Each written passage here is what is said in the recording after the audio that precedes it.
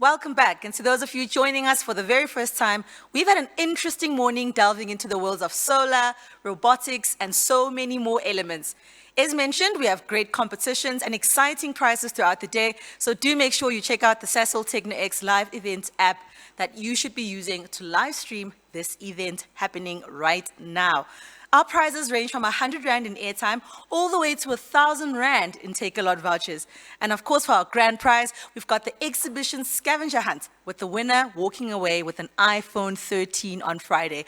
That could be you, so make sure that you interact with us all throughout the day. Now, our next speaker, Ludwig Marishane, is a business scientist and an entrepreneurial inventor. He's the MD of Headboy Industries, which is a product development and commercialization agency, best known for its dry bath product. Let's welcome Ludwig.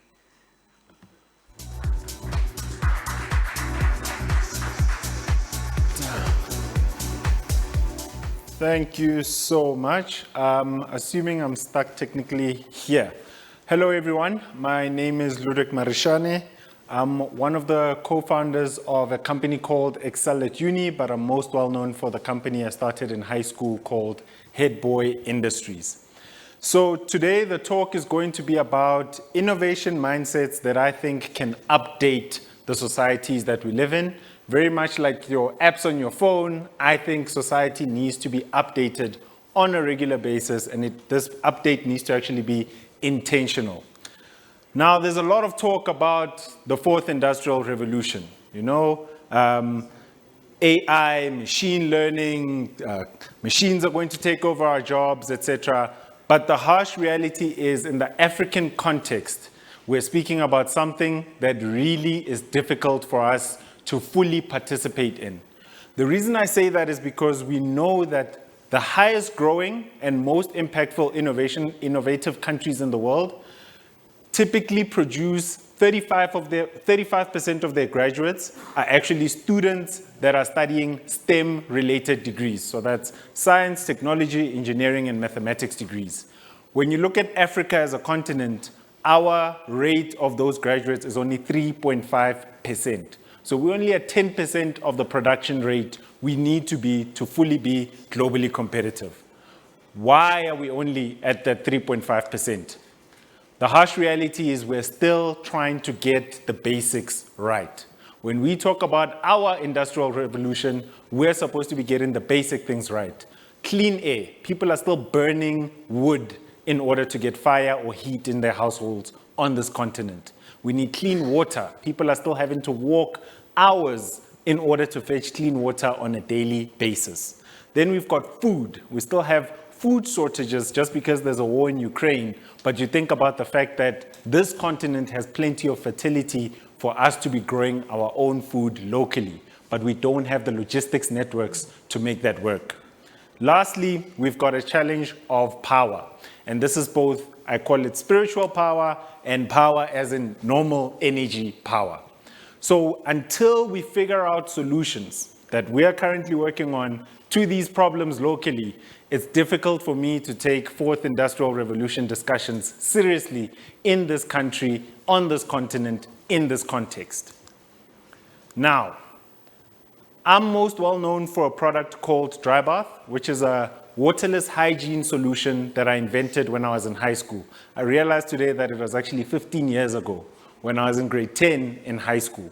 So I came up with this idea for a waterless hygiene solution and spent about 3 years actually developing it and commercializing it.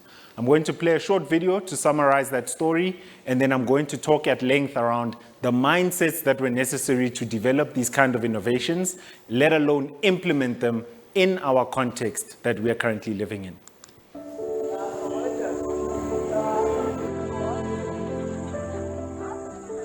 My name is Ludwig Marishane, the founder of Headboy Industries.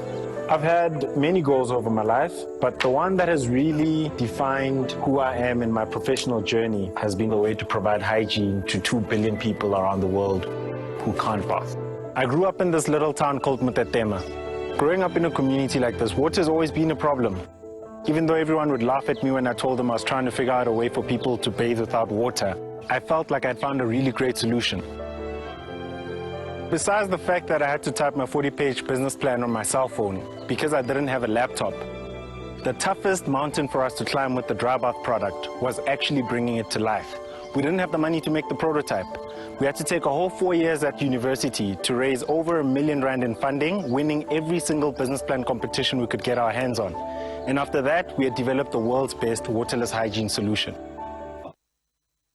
In just 5 minutes, dry bath allows anyone to clean their skin and remove full body odor anytime.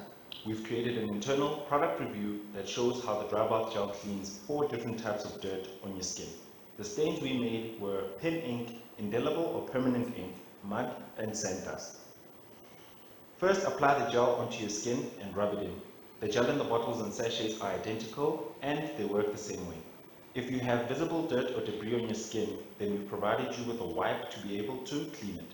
Soaking the wipe tablet in just 4 spoonfuls of water will give you a 100% cotton, non-flushable wipe.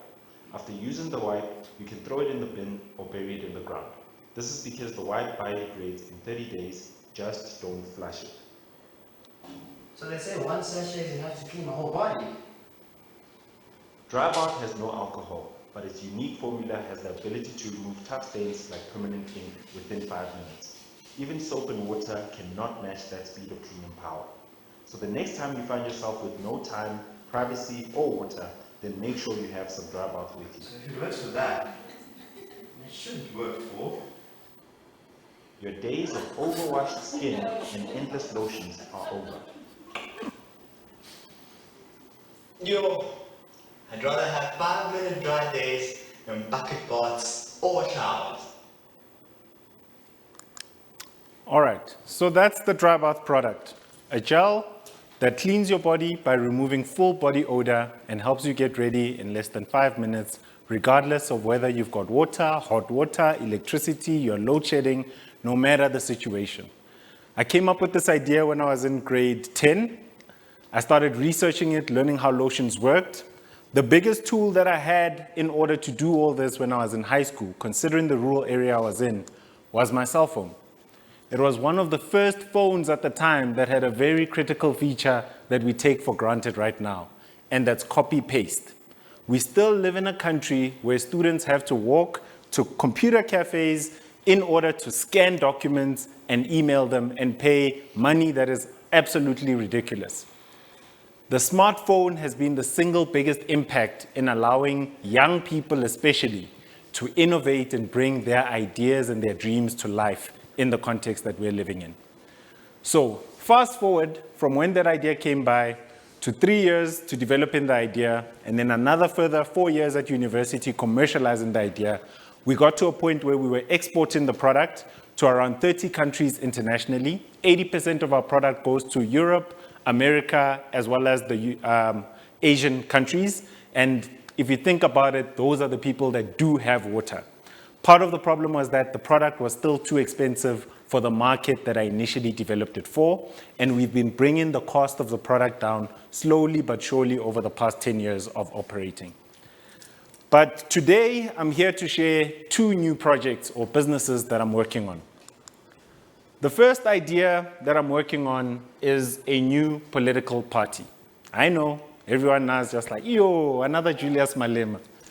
But no, I, as a business person and a young person in this country, have been feeling the apathy and the disdain that young people have for the political process that is involved in this country. Nobody is happy with the menu. We have a restaurant that controls what's on the menu, and before 2021, it was actually illegal to be a member of 2 parties at the same time. But yet you're supposed to vote for parties in order to get your democratic right to choose leadership. So I've spent the past 2 years devising a completely reworked elective process. The idea is a political party based on sortition. I know some of you are like, what is sortition? That was the same thing I had on my face, the same look I had on my face 2 years ago when I asked one of my young cousins to go find out what does democracy mean. He came back to me and he said, democracy is a way of electing leaderships. There are 2 types. There's elective democracy, which is one where the loudest person in the room shouts, vote for me, vote for me, vote for me. And we go and we decide if we want to vote for that person. Then there's another type called selection by lot or by sortition. This is where we say, we as a country are confident in the kind of citizens we are creating, and we feel like leadership or serving in political leadership is not a lifelong job. People are called to lead, they serve, and then they go back to their day jobs. There's no career politicians. In this case, we would have a lottery instead of an election. So every South African who's over the age of 18, who's registered to vote, and has a 60% minimum for matric, can actually volunteer to be part of the leadership or volunteer for national leadership, provincial leadership, or local leadership in terms of political legislation. And elections are done by lottery. We pull out ID numbers, and those are the individuals that go and represent us for that 5-year term. So I'm still working on this and refining the way we're going to communicate this vision. But the idea is we are completely tired of career politicians and the way in which they have made it ugly to want to work for government. That is actually my biggest concern. The existing political parties have created such a blurry line between legislation and government that young, bright people don't want to go work for government because they're scared of the politics that would be involved. And you ask yourself, who's going to fix the roads? Who are the engineers that are going to build the bridges that we need? Who are the engineers that are going to build the technologies that we need if the biggest funder in the country or the biggest spender in the country is not free and independent and ran by the most capable people? Now, why do I keep doing these crazy things? From waterless hygiene now to wanting us to start a political party, it's fundamentally because I care about this country. I've had the opportunity and the luck of having traveled the world, and with the 10 or so countries I've happened to visit in my life, I've decided that South Africa is still the best place to live. And I don't think people understand it, especially the black, or let me even say the middle class in this country. We live a first world lifestyle at third world prices in this country. That's why the inequality is so painful to see, because fundamentally there is enough for everyone. So here are the mindsets that I'm going to be sharing with you today regarding how to approach innovations. The first thing you need to pay attention to is called vulnerability about our broken minds. So this is going to be a very spiritual discussion. Then the second thing is about being useful in your problem solving, inspired in your execution, lifelong learning, reputational branding for wealth, and network of trusted mirrors and persistent follow-through. Let's start with understanding and being vulnerable about our broken minds. The picture that I'm sharing is one of a monk in Vietnam during the Vietnam War, or just before the Vietnam War, actually. This monk lived in a country where 90% of the population was Buddhist, but the political leadership was Christian. And they forced the Buddhist monks to live in a certain way, and in protest, because their philosophy is not to fight, they don't use violence, this monk took a can, 5 liters of petrol, sat in the middle of the road, poured the petrol on himself, burned himself, and did not even scream. That is the power of his mind. He had the ability to control his body. Most of us don't have that level of self-control. And sadly, most of us are not even honest about how we lack that self-control. So in Buddhism, they often say the problem we're solving for is happiness. People say, I want happiness. And Buddhism asks you to interrogate that statement. First, question this I. So before there's Ludwig, there's South Africa, there's the world. What am I? Where do I start and end, and why do I have that ego? Then the second thing I need to ask is this want. You want something. Where does this desire come from? Can it ever be satisfied? At what point will you be satisfied? If you can understand and eliminate the power of those first two statements, you can fully have happiness, which in its essence is acceptance of whatever things may be. I start with this because I think we undermine the importance of our spirituality. whether you're a Christian, Muslim, Hindu, whatever you are, understand what your spiritual compass is, because when days get dark, that is what's going to energize you to keep going. Then the second mindset you need to have is inspired execution. So in my 10 years or so of professional experience, I get lots of emails from young people. I've got this idea. I don't know what do I do next. I have this solution I want to build. I don't know what I need to do next. And I often say the challenge you're having is execution. And sadly, we don't have a subject called execution at high school. We've got maths, we've got science, but you don't get taught how to get, excuse my language, shit done. And that is part of the problem with our government, the parties that run the government, and the country that we live in. So if I can recommend something today, it's a book called The 4 Disciplines of Execution. It emphasizes the importance of having a wildly important goal. The first thing you need to understand about execution is when you say you're trying to get this thing done, you need to understand that that means you're not going to get other things done. And it's a trade-off and a sacrifice. Then the second thing you want to worry about is leading indicators. Fine, my goal is to start the political party. But what do I need to do between now and the elections for me to know that I'm succeeding? I need to register my party. What do I need to do that? I need 1,000 signatures. How am I getting the 1,000 signatures? Every Saturday, I'm going to knock on doors to get my 1,000 signatures. Those are the leading indicators. If every Saturday comes and I'm not doing that, I am not executing. The goal will not be achieved.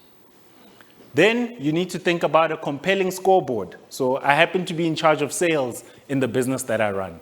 So one of the things that happens is every time a sale gets closed, we make noise. There's a house track that we select, we play it and stream it to the whole team, and we all dance as a way to celebrate the fact that a key part of the scorecard is being achieved. Then last but not least is have a cadence of accountability. I'm sure you've heard about mentors, coaches, advisors. Have people around you that are going to keep you accountable to your dreams. They're not going to let you lie and say, I want to do this. Oh, we heard he wants to do that. But next week, they don't ask you, so what have you done this week to achieve that thing you said you want to do? Then the third mindset is problem solving. This is where science, high school science comes in. The most important thing science taught me with regards to business is that business is an experiment. And sadly, they don't teach that in business studies. Business is an experiment, just like any other scientific experiment. You have a hypothesis. You think that there's a problem. Man, people don't like bathing. Why don't people like bathing? You know, because where we live, there's no power, there's no geysers, we have to boil water with a kettle. Every time you want a bath, it's a 30-minute planning process before you can actually wash your body. Okay, go talk to people and ask them if that's actually a problem. Then people say, yeah, I think it is a problem. Then the second question you need to ask is, are they willing to pay for this problem to go away? Sometimes something is a problem, but no one's willing to pay for it. Then there's no business if they're not willing to pay. If they say they're willing to pay, the question is, how much are they willing to pay? Right? If they say, no, look, it's a problem, I don't like bathing, but if I had to pay every time I took a shower, I would only pay 1 rand. You need to ask yourself, can I provide my solution for less than 1 rand, meaning I get to keep the difference? If you can't do that, there's no business. Doesn't mean you failed. The process is a process of testing and hypothesis, getting evidence, and deciding if the next step can be taken. So in my view, if you started a business properly, even if the business closes down, you should be able to explain why the business could not continue. You failed if you can't explain it, but you haven't failed because you closed the business. Then we've got lifelong learning. So this is one where I was lucky, it was a habit. I often say, when I was young, my dad abused me with books. So I've been the CEO of my education from the age of 7. And I say it like that definitively. Every day from grade 2, just imagine this, if your parents did this to you. Every day, 7 o'clock, I stand in front of my father and I have to account for my day. What did I learn before break? What did I learn after break? What did I learn after school? And then he also got me extra books for maths, English, and life skills, and I had to do a page of homework. And those of you who are old enough to remember, there was Sunday Times Read and Write. I had to do one of the activities in Sunday Times Read and Write every day.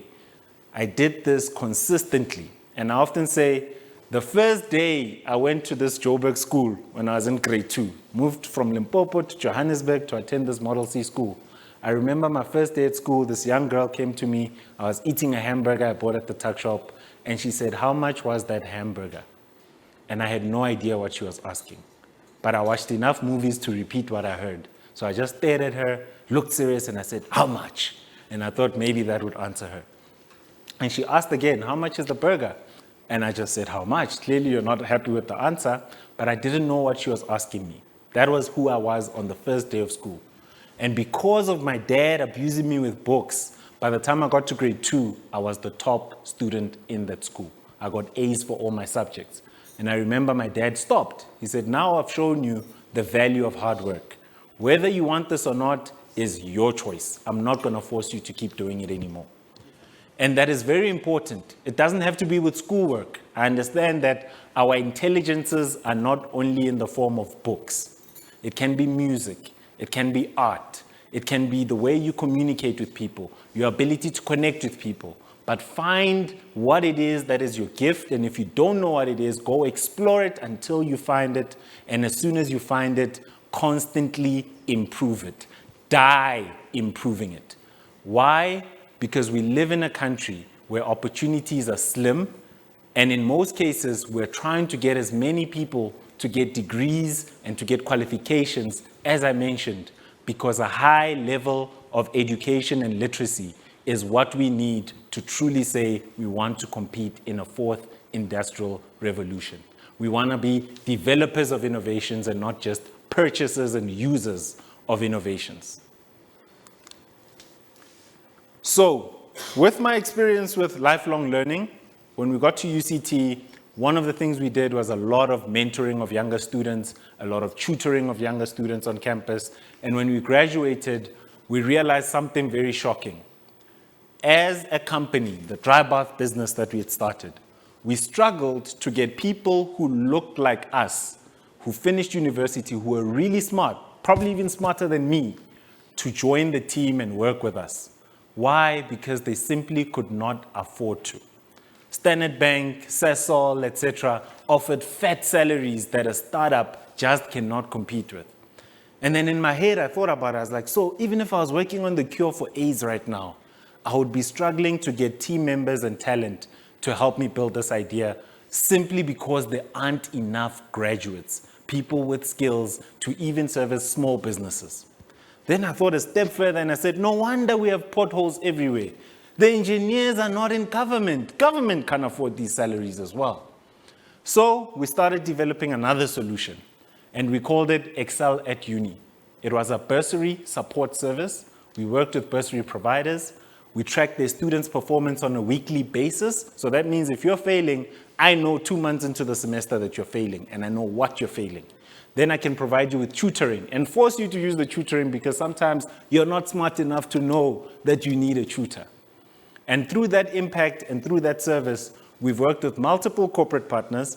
Just to put out something to Sasol, I have been trying to get a meeting for 3 years, guys. I am here today. So please let us talk. And essentially, I'm keen to share some of the impact we've had with this service, but I will include the biggest observation we've had with the company related to lifelong learning.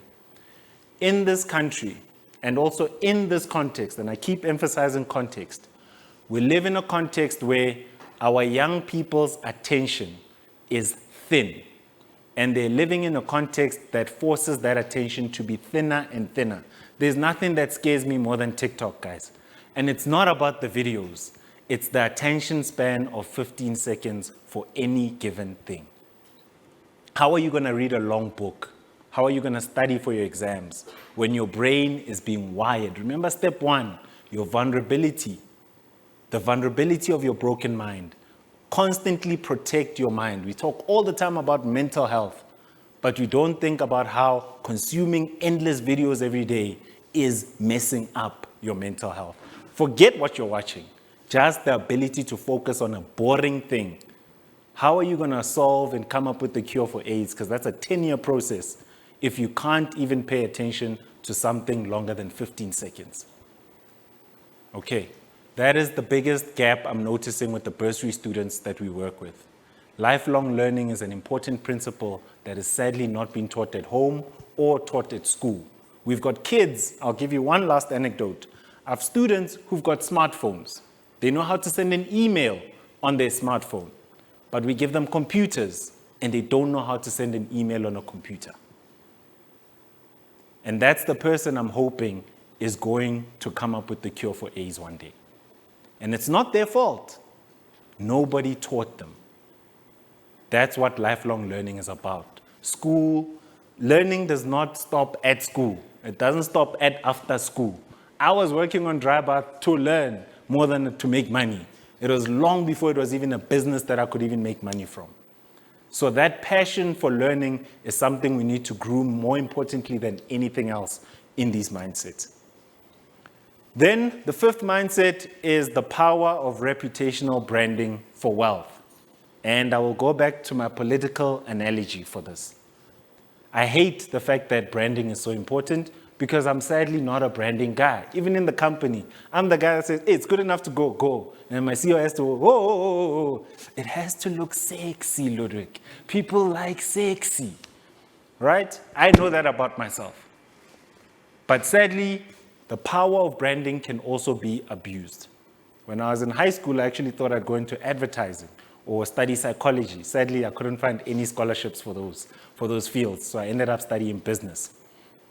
But I want to emphasize, especially with the kids and social media usage, the things you post, your need to constantly post, nothing wrong with that. Keep it private. Because your thought today is going to live forever if you make it public. And sadly, we live in a very fickle world that judges you on who you were 10 years ago instead of who you are today. So please pay attention to what you put out there in the public. And if you say you're going to do something, follow through because your brand is on the line. Whether it's to your teacher, whether it's to your friends, whether it's to your family. Then the second last mindset is a network of trusted advisors. Again, I appeal back to the context we live in. We live in an age that is obsessed with likes. And the most important thing to have around you are people that can be honest with you and that can be realistic mirrors to you, in business and in personal life. There are going to be times when you feel something is a certain way or it's correct, and you need the kind of people around you that will challenge you, that will question you, and you know that it's always coming from a place of love, not from a place of malice. Crucial conversations are how you know who your friends are. I actually remember being asked, who are your best friends? And I said, well, my best friends are these three people. Why are they your best friends? Because they are the people I've had the most uncomfortable conversations with. That is how relationships are built, guys. It's not who's liking your posts. It's not necessarily who's there every day. It's who challenges you to have conversations either with yourself or with them that make you scared, that make you even want to cry because you're so scared of admitting that truth about yourself, about your views, about how you see the world. It feels good to be liked. That's why it's so dangerous to surround yourself with people who like you. The last mindset, and the thing that has kept me going and helps me with persistent follow-through, is understanding what you measure. What are your values? And I mean that literally and figuratively. When you start a business, when we started Dry Bath, the values we were focused on was replacing washers. So 100,000 washers replaced. We saved over 8 million liters of water. That's actually a typo with the Dry Bath product. With the Excel at Uni business, the bursary business that I mentioned, we fund or work with 1,000 students every single year with our systems and services. And our on-time graduation rate is 3 times higher than the national graduation rate. Why is that not enough, Ludwig? Why do you want to start a political party? Because the biggest funder for tertiary education is the government. There's nothing. You can be Elon Musk. Elon Musk does not exist without the US government funding the initiatives that he started. We cannot, I know we're giving up hope on government, but we cannot ignore it simply because we give it so many resources and those resources can move the needle. Even as a business person, 30% of the money I make goes to the government at all levels. VAT, customs duty, PAYE, profit after tax. I am constantly giving government and I guess the public a piece of what I am building. So I need to know that that piece is taken care of and not being squandered.